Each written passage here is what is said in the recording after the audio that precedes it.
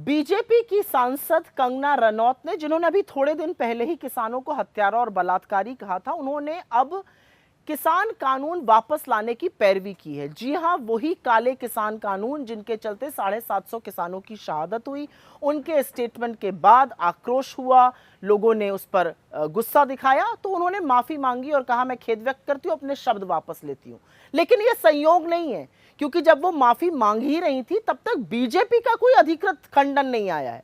नड्डा जी जो अध्यक्ष है, उन्होंने एक बार भी नहीं कहा है कि ये गलत है, ये पार्टी का स्टैंड नहीं है। और प्रधानमंत्री जो आज हरियाणा सोनीपत में थे, उन्होंने एक शब्द नहीं बोला है कि हम ऐसा नहीं करने वाले हैं। तो ये क्यों ना माना जाए कि असल में ये एक बलून है जो टेस्टिंग के लिए छोड़ा गया था, ये प्रयोग किया जा रहा है। अभी उनका माफी मांगना थमा ही नहीं था, तब तक बीजेपी के एक एमएलए नंद किशोर गुर्जर, वो कूद पड़े। ये वही व्यक्ति है जिसने राकेश टिकैत को रुलाया था, जो लठैत लेकर गए थे किसानों पर आक्रमण करने बॉर्डर पे।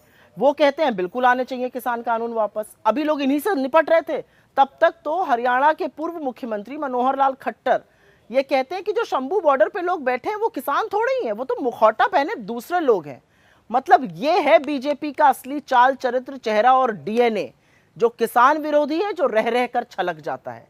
कोई इस देश में भूला नहीं है कि नरेंद्र मोदी के दिल्ली में रहते और खट्टर जी के बीजेपी की सरकार हरियाणा में रहते किसानों पर आंसू गैस के गोले छोड़े गए, किसानों पर उन्हीं के बेटों से लाठियां बरसवाई गई, किसानों के रास्ते खोद दिए गए, कीले गड़वा दी गई, सीमेंट की चट्टानें लगवा दी गई, किसानों को आतंकी, मवाली, गुंडा, न जाने क्या क्या कहा गया। यह भी तोहमत लगाई गई कि उन पर बाहर से फंडिंग आ रही है। यह भी कहा गया, यहां तक कहा गया कि उनके ऊपर एनआईए के मुकदमे चलाए जाए, और चलाए जा रहे हैं।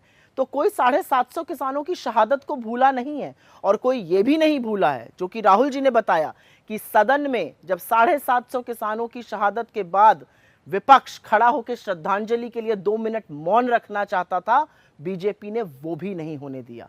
तो नरेंद्र मोदी जी, आप कितनी भी कोशिश कर लीजिए, आपका, आपकी पार्टी का, आपके सांसदों का किसान विरोधी डीएनए हरियाणा खूब समझता है। वो हिसाब भी मांग रहा है, वो जबरदस्त जवाब भी देगा।